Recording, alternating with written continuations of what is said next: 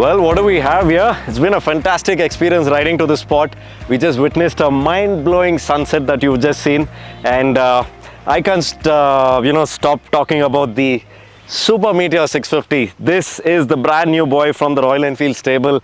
I mean, this thing is just fantastic, man. So let's get riding. We have another 150 odd kilometers to ride this motorcycle. So welcome to the first ride experience of the Supermeteor 650. Welcome to Bikenbiker.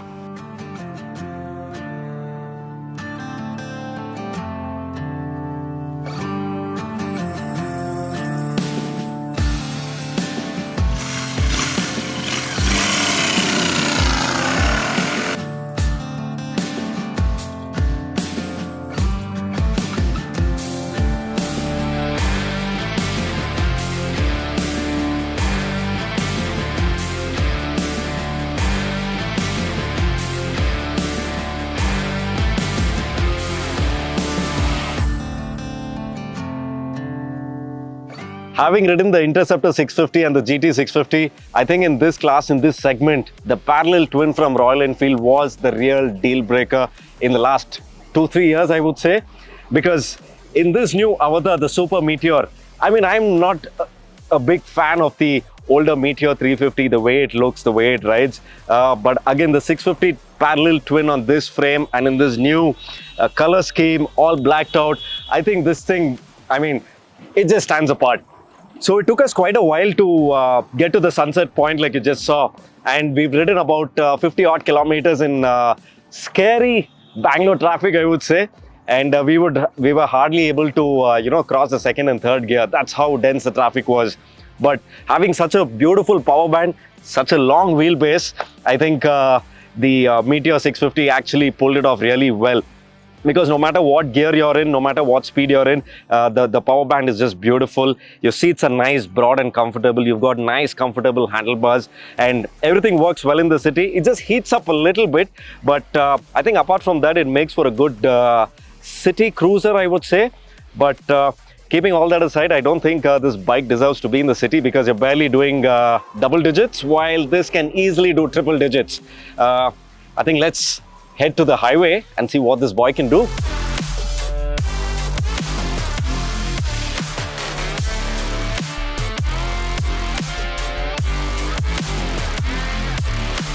Man, this is so difficult to call this a Royal Enfield because 100 kilometers down the highway, I think I'm totally impressed by the way this motorcycle rides. I would want to call it the Mile Muncher 650 and not the Supermeteor 650 because you're looking at good triple digit speeds, 100, 140. I think this just does it so effortlessly, no matter what gear you're in, no matter what speed you're in, it just wants to touch that 120, 140 so easily. I mean, this is the same engine right from the Interceptor 650 and the GT 650, but look at it this way.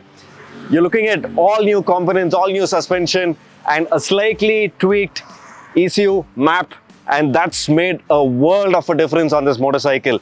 Cruising on this motorcycle has just been fantastic, absolutely no vibrations. And say you're riding at 60, you're riding at 40, you're still in the 6th gear, right? I mean, it's so difficult to believe that it just pulls all the way back to 120, 140 without breaking a sweat, and it does it really effortlessly.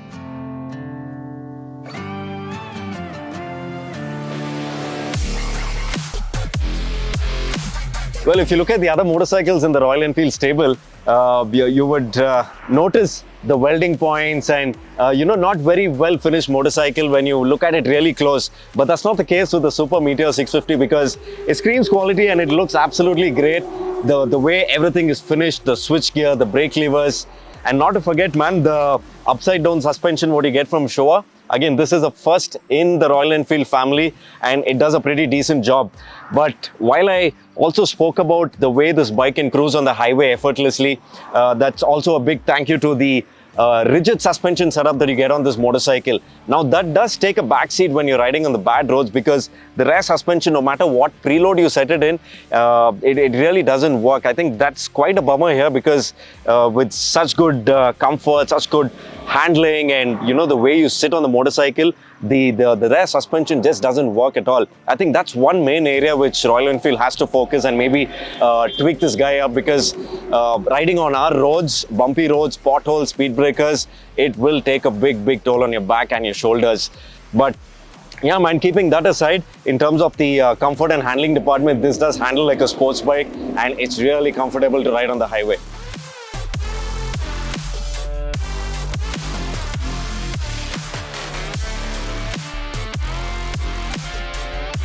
Now, in terms of other accessories and equipment that you get on this motorcycle, it's pretty basic. It's not loaded with electronics, unlike the other motorcycles in this segment. You're looking at a very traditional dual-channel ABS setup, a very first in the Royal Enfield lineup, which is the LED headlight with the tail light. You also get a slipper clutch, and it works really well, which gives you a very nice feel in the clutch as well when you're riding it in heavy traffic. And apart from that, you're also looking at a tripper navigation system where you can connect your Google device to this navigation system here and get turn-by-turn navigation. But yeah, apart from all of that, what sets this bike apart are the brakes. Man, these brakes are so good. They just stop at a dime. You're doing 120, you're doing 140, you're doing those triple digits. You have a panic situation, the bike just stops. Especially the rear brakes, you can really lock them up even with the with the ABS on. That's how sharp and precise the brakes are.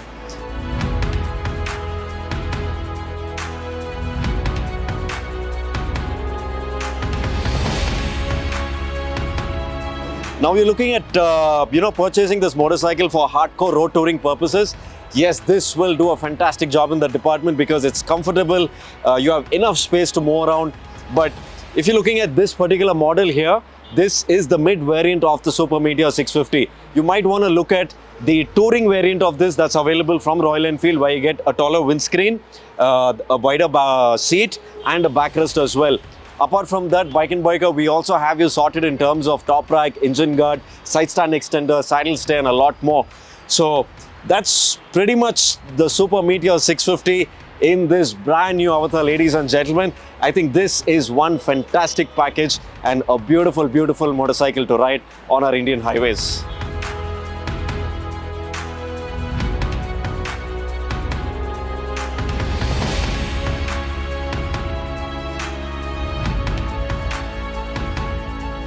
Now, since this is the flagship motorcycle in the Royal Enfield stable, this does come at a slightly higher price point. You're looking at about 4.5 lakhs up to 498, 5 lakhs for the touring variant.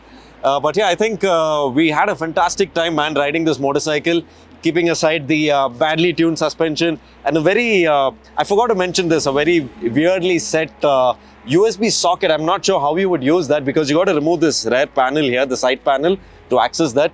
But yeah, apart from that, we've had a superb time shooting this motorcycle in beautiful locations, and can't wait to maybe take it for a long ride. That's how sweet this motorcycle is. So yeah, keeping the price point aside, you're looking at owning one of these. The service cost is not going to be very expensive. You're looking at between 4,000 to 5,000 rupees, keeping the consumables in mind that you would be changing. But yeah, again, thank you so much to Maverick Motors for lending this motorcycle for the last 2 days. We've had a ball of a time shooting this motorcycle. Don't forget to like, comment, share and subscribe.